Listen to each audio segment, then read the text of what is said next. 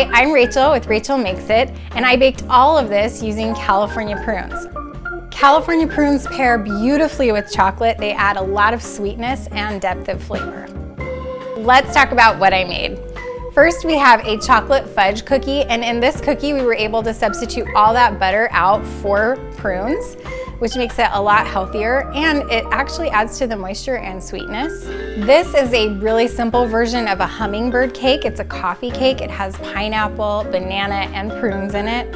Really yummy, really easy to go ahead and try.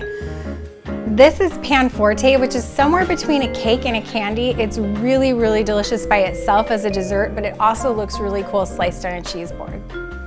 Did you know you can add prunes to a chocolate cake? Not only does it add moisture, but it also enhances that chocolate flavor. It gives it a really nice depth of flavor. I also did these chocolate truffles. They're really easy, super healthy. Some people call them an energy bite or a bliss ball.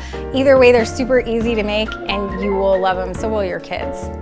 And finally, we have Nigella's gingerbread. It's actually vegan and calls for prunes, so if you like gingerbread, you need to try Nigella's recipe for sure.